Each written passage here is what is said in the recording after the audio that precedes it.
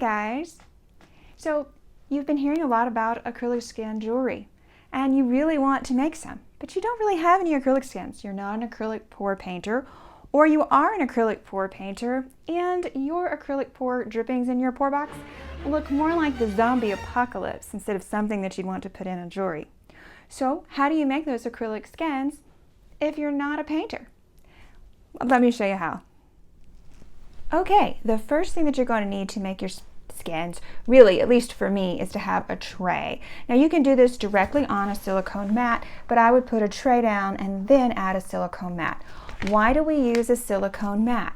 We use a silicone mat because our skins will just peel right off of a silicone mat. Some other surfaces, like acrylic, it usually will peel, but it peels even better off of a silicone mat. So you do need a silicone mat.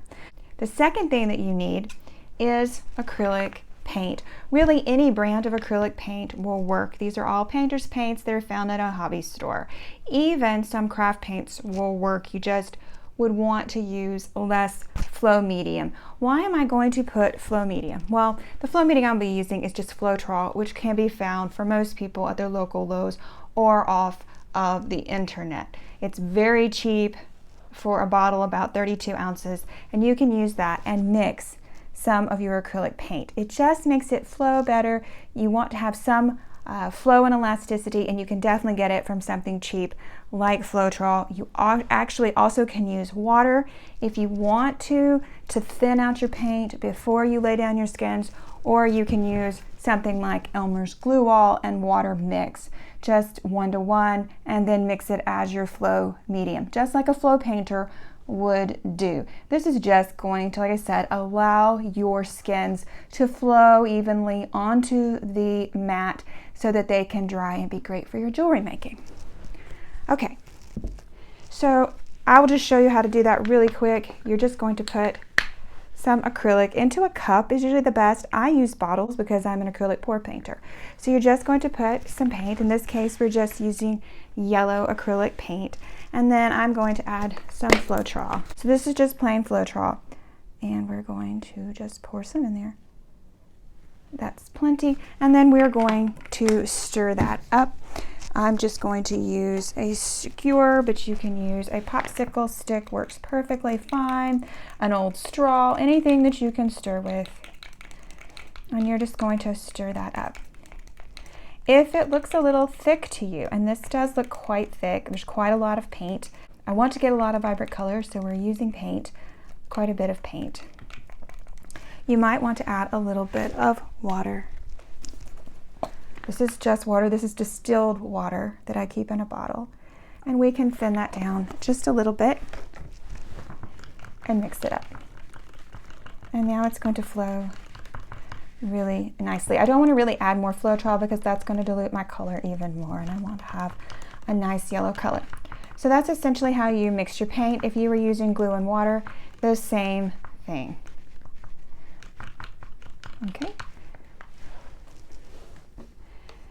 Now I already have mine in bottles, and I have chosen my colors. I've chosen a silver, I've chosen a sapphire blue, a titanium white, a primary yellow, a Prussian blue, and a violet color. So I'm keeping them all in the same range because that's the color jewelry skins that I want. You really could vary and do half one color, half another color. That would actually work too.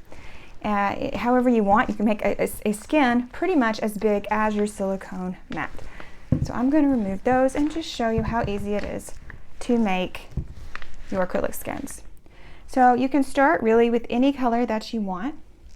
I will warn you that reds will still sometimes stain your mats. Some colors stain, other colors don't. And we're just going to go long ways down, and I am just going to put some white. And I can even vary it as I go because I don't have to worry about it. I am making a design.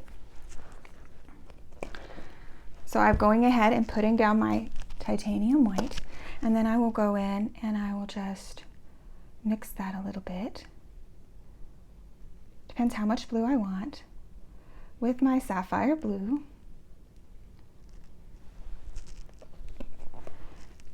And then I'm going to add my Prussian blue.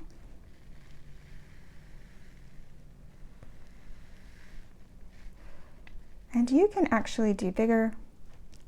It doesn't really matter. As long as you overlap your colors, you're good to go.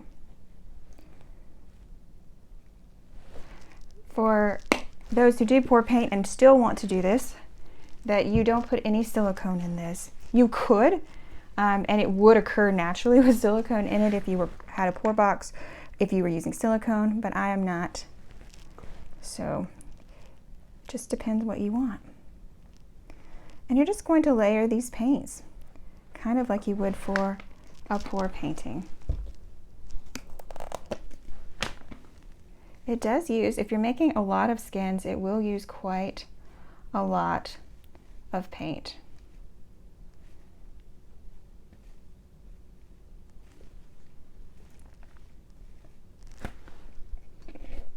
I'm going to go back and I'm going to add a little more white because I feel like there's not enough.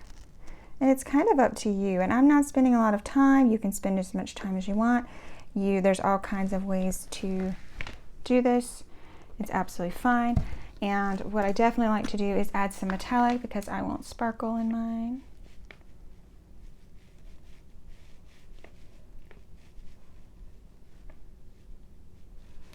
You can add swirls.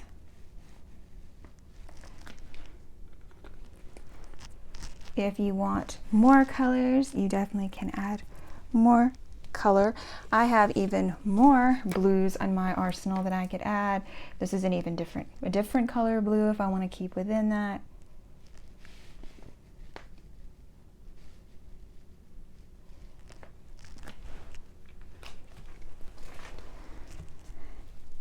And if you want to take your skewer and you want to do designs in it with your skewer, and that's really any way you want to do it.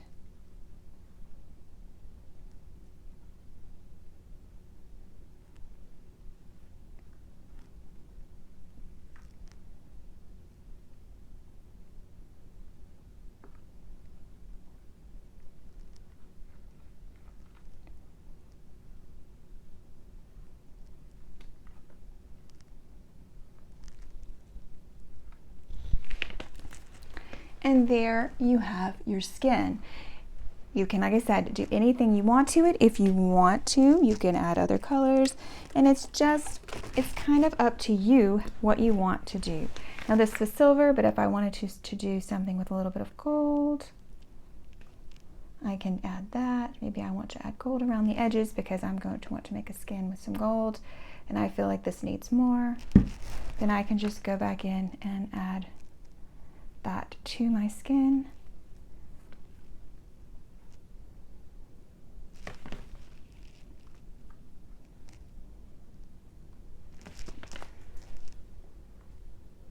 It's kind of what you want to do with your skin, and it's that simple to make skins. And if you want to do like a pour painter does and tilt, see what you can come up with, you absolutely can. You definitely will get some. Oh, there we go. I'm just going to tilt it just like a pour painter would. These are going to give you a little bit of thinner skins, but this tray is really great in that it will hold your paint. And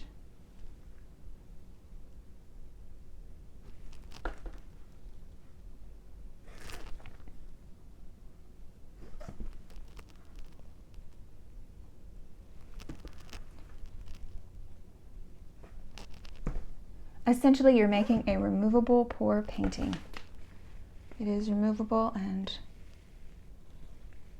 this thinning will allow it to dry a little bit better.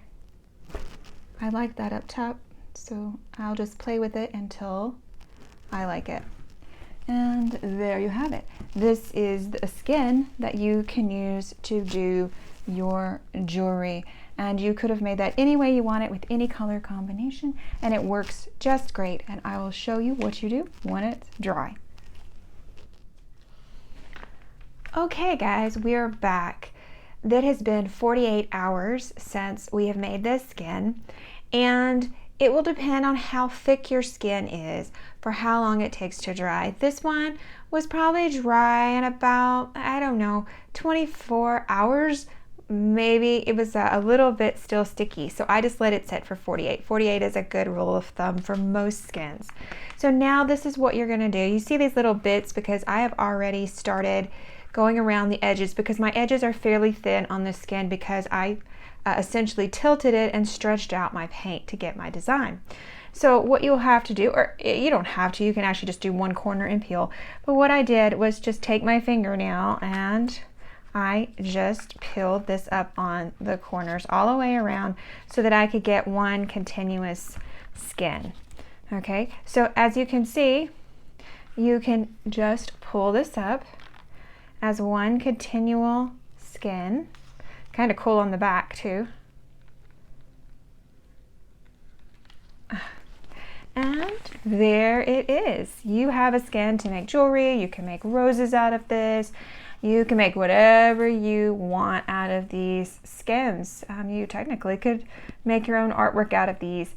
So that's all there is. So if you don't have a skin to work with that you like, this is the easy way to make them. And now all you'll need to make jewelry like this pendant, okay, all you'll need, and I've got lots of little bits of paint on me, is some jewelry making pieces. Okay, here's some trays and a teardrop, and you'll need your cabochons that go on top. And then of course you will also need specialized glue.